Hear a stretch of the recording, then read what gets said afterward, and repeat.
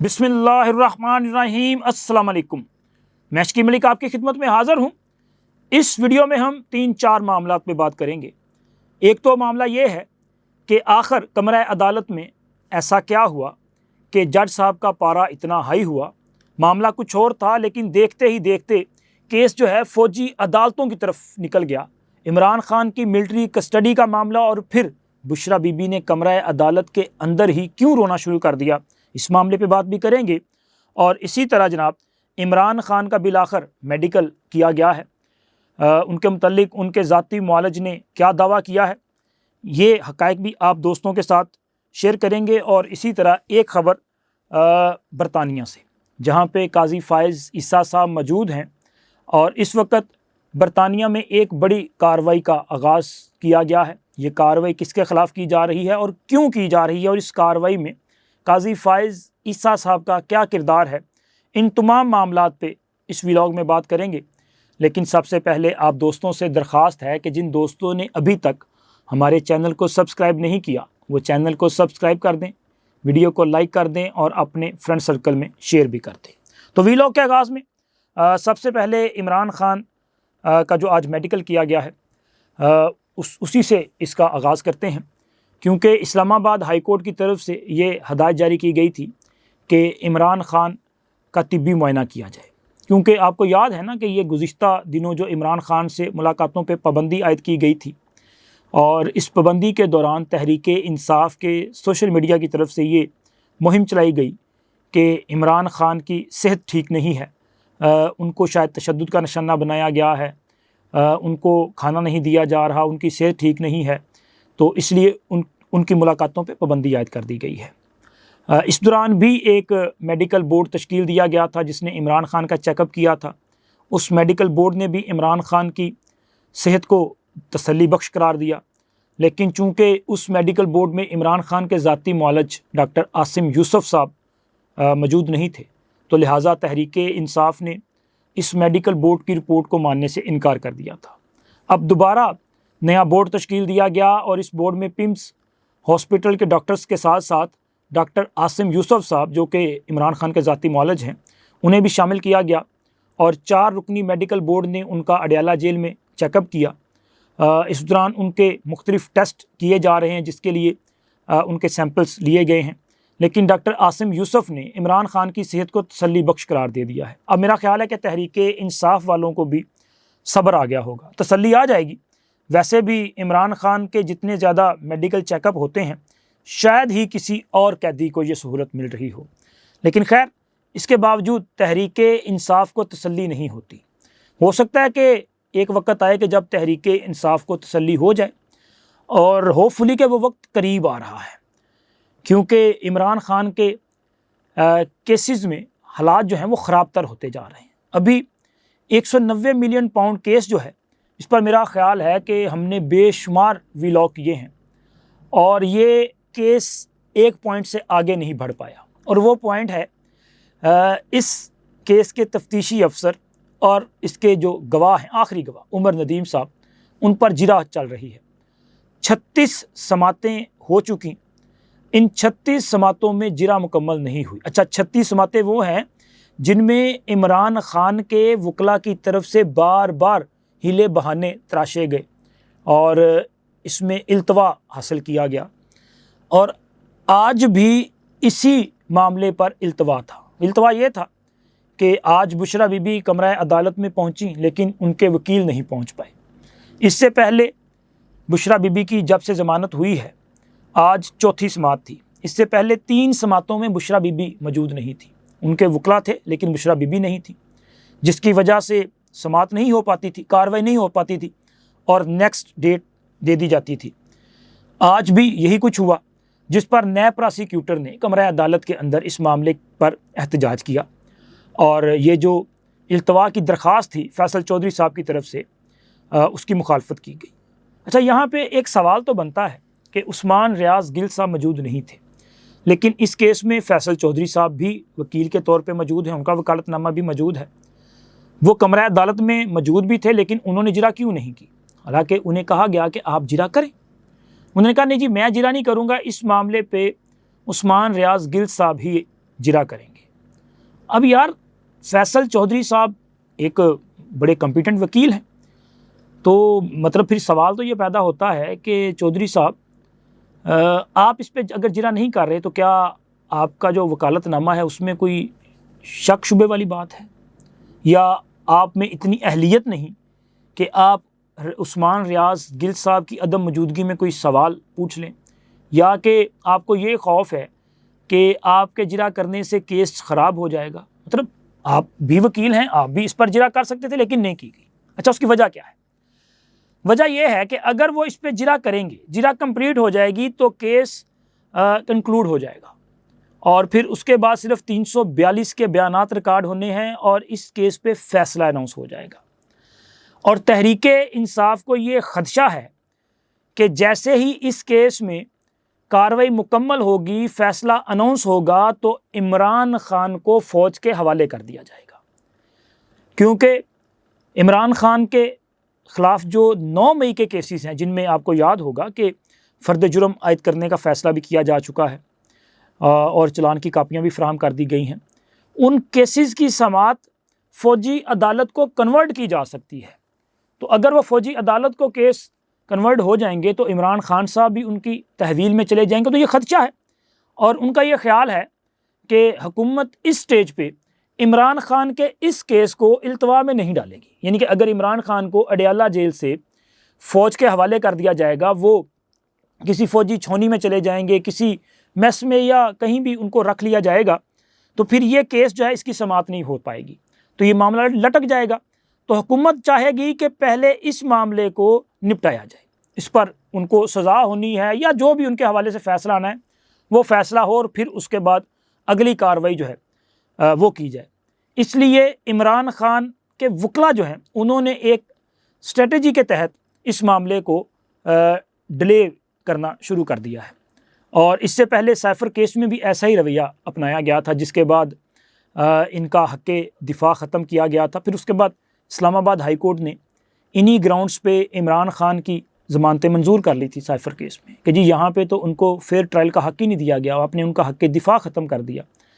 लेकिन अभी भी अगर जिस तरह के नए प्रोसिक्यूटर कहते हैं अदालत को कि जी आप इनका हक़ जिरा ख़त्म करें, ये तो बार बार इस किस्म की जो है वो अपना हरकतें कर रहे हैं, तो अब अगर अदालत ने कह दिया है कि जी आपके पास 6 नवंबर आखिरी मोहलत है, आप आएँ और जिरा कंप्लीट करें, अदरवाइज़ फिर आपका हक़ जिरा ख़त्म कर दिया जाएगा। अब हक़ जिरा ख़त्म होगा तो तहरीके इंसाफ वाले फिर इस पे शोर मचाना शुरू कर देंगे और एक बार फिर इस्लामाबाद हाई कोर्ट भागे भागे जाएंगे और वहाँ पे जाके बताएंगे जी हमारा हक़ जिरा ख़त्म किया गया है, इंसाफ के तकाज़े पूरे नहीं किए गए। लेकिन ये नहीं बताएंगे कि हम क्या कर रहे थे, ठीक है ना। तो ये तहरीके इंसाफ एक हिकमत अमली के तहत इस मामले को तख़ीर का शिकार कर रही है, लेकिन मेरा ख़्याल है कि जिस मकसद के लिए किया जा रहा है वो मकसद पूरा नहीं होगा, क्योंकि इमरान खान का मिलिट्री कस्टडी में जाना ये नोश्ता दीवार है और वो होके रहना है। अब देखें 26वीं आइनी तरमीम में फ़ौजी अदालतों के हवाले से एक तजवीज़ थी, फिर वो तजवीज़ जो है उसे स्किप कर दिया गया। अब आज कौमी असम्बली में इंसदाद दहशत गर्दी एक्ट में जो तरामीम है वो कानून मंजूरी के लिए पेश होना है। अभी जिस वक्त ये वीडियो रिकॉर्ड की जा रही है कौमी असम्बली का इजलास शुरू नहीं हुआ। हो सकता है जब आप वीडियो देख रहे हो कौमी असम्बली का इजलास शुरू हो चुका हो या कि उसमें कानून पे मंजूरी के लिए पेश भी कर दिया गया हो। फिर इसी तरह आज कौमी असम्बली में कुछ और भी अहम मसवदा कानून जो है वो मंजूरी के लिए आने हैं। लेकिन इंसदाद दहशत गर्दी एक्ट में तरमीम के बाद भी इमरान खान समेत हर वो शख्स जो फ़ौज और सिविल सिक्योरिटी के अदारों पर हमलों में मुलव्वस है या जिस भी शख्स से मुल्क में नक्शे अमन आमा का खदशा है, उसे फ़ौज और सिविल सिक्योरिटी अदारे 3 माह के लिए नज़रबंद रख सकते हैं, अपने पास तहवील में रख सकते हैं। और अगर मज़ीद उन्हें जो है वो उनकी हरासत मतलूब होगी, चाहिए होगी, तो उसके लिए फिर अदालत से रजू किया जाएगा, GIT बनेगी, एक प्रोसेस है पूरे का पूरा। तो इमरान खान के हवाले से जो फ़ैसला किया जा चुका है उस पर हर सूरत अमल दरामद होना ही होना है। वो आइनी तरामीम की सूरत में नहीं तो फिर किसी कानूनी तरमीम या रद्द-ओ-बदल की सूरत में हो सकता है, चूँकि आइनी तरमीम के लिए 2/3 मेजॉरिटी रिक्वायर्ड है। लेकिन अगर किसी कानून में कोई रद्द-ओ-बदल करना है तो उसके लिए तो सादा अक्सरियत ही काफ़ी होगी। तो ये मामला मेरा ख्याल है कि बड़ा क्लियर है। और इसी तरह आज बुशरा बीबी जो हैं वो भी इस्लामाबाद की अदालत में पेश हुई। ये भी इमरान खान के 6-7 और बुशरा बीबी के मुकदमात थे जिनमें दरख्वास्त ज़मानतों का मामला था, और बुशरा बीबी वहाँ पर बड़ी जज्बाती हुई। और बुशरा बीबी कहती हैं जी हमें जो है वो इंसाफ नहीं मिल रहा, बल्कि मैं तो गुज़िश्ता 9 माह से नाइंसाफ़ियों की सज़ा भुगत रही हूँ। और उन्होंने अपने जराइम का मलबा पूरी तरह से अदालत पे डाल दिया और जज साहब पे डाल दिया। अफजल मजोका साहब जज थे और उन्होंने कहा जी हमें तो इंसाफ नहीं मिल रहा और मैं यहाँ इंसाफ के लिए नहीं आई और मैं आइंदा नहीं आऊँगी। और उन्होंने ये भी कहा कि मैं तो हर वक्त जेल में जाने के लिए तैयार हूँ, मैंने अपनी गाड़ी में अपना कंबल और ज़रूरी सामान रखा हुआ है, जब आप कहें मैं जेल में चली जाऊँगी, मुझे अब जेल का कोई खौफ नहीं है। तो अच्छी बात है। वैसे अगर किसी ने कोई जुर्म किया हो तो वही जेल जाता है, अगर जुर्म ना किया हो तो उसको जाना भी नहीं चाहिए और उसे भेजा भी नहीं जाना चाहिए। लेकिन जहाँ तक बुशरा बीबी की बात है, एज़ ए ख़तून उनसे हमदर्दी हो सकती है, लेकिन उन्होंने जो कुछ किया है अब उस पर उन्हें ज़ाहिर है इसका जवाब देना पड़ेगा। क्योंकि अब देखें, अगर तोशा खाना का उन पर इल्ज़ाम है तो क्या बुशरा बीबी की घड़ियाँ बेचने की ऑडियो मौजूद नहीं है जुल्फ़ी बुखारी के साथ? क्या इनाम शाह के साथ इनकी ऑडियो मौजूद नहीं है? वो जो केयर टेकर थे बनी गाला के, तोशा खाना से तहफ़ मंगवाने की ऑडियो मौजूद नहीं है? मलिक रियाज़ की साहबजादी की अपने बाप के साथ ऑडियो मौजूद नहीं है जिसमें वो कहती हैं कि फरा गोगी का फ़ोन आया तो वो कहती है कि खातून अव्वल वास्ते जड़ा ना अपना 5 करात हीरे दी अंगूठी फिर होनी चाहिए है ना। तो आप कैसे इससे इनकार कर सकती हैं? मोहतरमा, हमें आपसे हमदर्दी हो सकती है, एज़ आ ख़ातून आपसे हमदर्दी हो आप है और आपको किसी भी तरह से नाइंसाफ़ी का सामना नहीं करना चाहिए। हम आपसे हमदर्दी रखते हैं, लेकिन आपने जो कुछ किया है उसका जवाब देना पड़ेगा। अब अगर आप अपना वो ढाल लें कि नहीं जी मेरा तो किसी सियासी मामले से ताल्लुक़ नहीं, किसी लेन देन में मामले से ताल्लुक़ नहीं, तो फिर ये सब कुछ क्या था? आपकी ऑडियोज़ मौजूद हैं, आप उससे इनकार नहीं कर सकती। तो इसलिए आपको जवाब देना पड़ेगा और आप देती रहेंगी। ये तो अभी आपको जो रिलीफ मिल रहा है वो आप भी जानती हैं कैसे मिल रहा है, और ये भी औरत कार्ड की वजह से वैसे मिल रहा है, और इसी कार्ड को अभी आप दोबारा इस्तेमाल करने की कोशिश कर रही हैं। लेकिन खैर, मेरा ख्याल है कि जज साहिबान जो हैं वो रोज़ाना की बुनियाद पे इस किस्म की सिचुएशन का सामना करते हैं। उन्हें अंदाज़ा होता है कि ये दर्द के आंसू हैं या मगरमच्छ के आंसू हैं, वो ज़्यादा बेहतर समझते हैं। और इसी तरह जनाब यूके में, बरतानिया में जो कुछ हुआ काजी फ़ाइज़ ईसा साहब के साथ, उसकी जितनी भी मज़म्मत की जाए कम है, क्योंकि काजी फ़ाइज़ ईसा साहब पाकिस्तान के साबिक़ चीफ़ जस्टिस हैं और बरतानिया की दरसगाह मिडल टेम्पल की तरफ से उनके एज़ाज़ में एक तकरीब मुनक्कद की गई थी। उन्हें ये एज़ाज़ दिया गया कि वो दरसगाह में उनको बेंचर का एज़ाज़ दिया गया। इससे पहले किसी पाकिस्तानी के पास ये एज़ाज़ नहीं है। अब यूथिये चूँकि पहले ही ज़ख्मी थे कि एक तरफ आप देखें कि इमरान खान को ऑक्सफोर्ड यूनिवर्सिटी ने चांसलर के उम्मीदवार के लिए भी अहल तसव्वुर नहीं किया। इलेक्शन लड़ना तो दूर की बात, मतलब वोट लेना, लेके हारना या जीतना वो तो अलग बात है ना। उन्होंने पहले मरहले में ही इमरान खान को आउट कर दिया और उन्होंने कहा कि जी इस बंदे का जो करैक्टर है, जो किरदार है, वो इस काबिल नहीं कि हम इसे चांसलर का उम्मीदवार भी बना सकें। अब ज़ाहिर है कि यूथियों ने तो बड़ी उम्मीद लगा रखी थी कि इमरान खान चांसलर का इलेक्शन लड़ेगा, हम कंपेन करेंगे, इमरान होगी, और अगर इमरान खान जीत गया तो फिर उसके बाद हुकूमत पे एक प्रेशर पड़ जाएगा और इमरान खान को रिहा करना पड़ जाएगा। ये असल में ना सारी की सारी ना साजिशी थ्योरी है और इनका मकसद सिर्फ ये होता है कि पाकिस्तान पे बैरूनी दबाव डलवाया जाए। अब देखें कि IMF को ख़त हो, अमेरिका में लॉबिंग फर्म्स की खिदमात हो, वहाँ पे करारदादों की मंजूरी हो, सेंटर्स के खतूत हो या जो भी मामला हो, असल मकसद ये है कि पाकिस्तान की हुकूमत पे बैरूनी दबाव, ठीक है, और पाकिस्तान की जो खुद मुख्तारी है उस पर एक तरह से अटैक करवाना, और तो इसका कोई मकसद नहीं है। लेकिन ये हर मर्तबा नाकाम हुए, ऑक्सफोर्ड में भी नाकाम हुए, और उस नाकामी की वजह से चूँकि ये अपने ज़ख़म चाट रहे थे कि इसी दौरान मिडल टेंपल से ख़बर आ गई कि मिडल टेंपल जो है उसने तो काजी फ़ायज़ ईसा को बेंचर का एजाज़ बख्श दिया है और उनके एजाज़ में तकरीब रख दी है। तो फिर ये बावले कुत्ते की तरह पीछे पड़ गए। जो कुछ उस दिन हुआ उसे कोई भी ज़ी शऊर इंसान जो है वो अपना तस्लीम कर सकता है, कबूल कर सकता है, या उसको जो है वो दुरुस्त करार दे सकता है? कोई भी नहीं।